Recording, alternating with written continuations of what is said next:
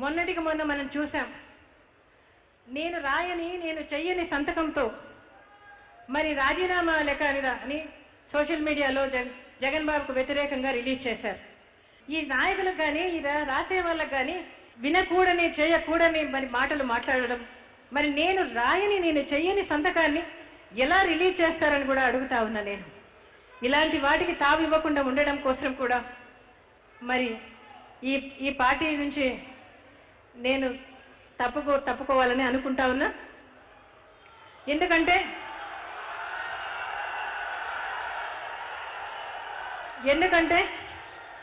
షర్మిలమ్మ అక్కడ ఒంటరి పోరాటం చేస్తూ ఉంది. ఆమెకు నేను అండగా ఉండాల్సిన అవసరం ఉంది.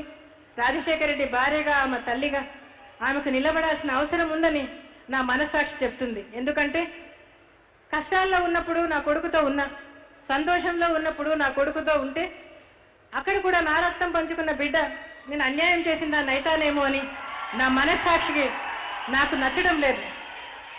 నా ఉనికి ఎవరికి వివాదాస్పదం కాకుండా, అభ్యంతర కారణం కాకుండా ఉండాలనే ఈ నిర్ణయం తీసుకున్నానని కూడా సవినయంగా మీకందరికీ చెప్తా ఉన్నా.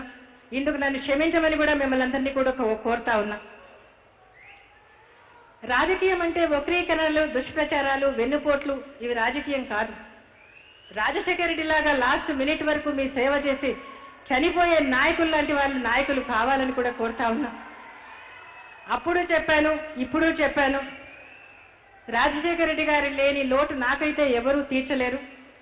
మీకైతే ఇక్కడ జగన్ బాబు తీరుస్తాడని, అక్కడ షర్మిలమ్మ తీరుస్తుందని కూడా మీకు అందరికీ కూడా చెప్తా ఉన్నా.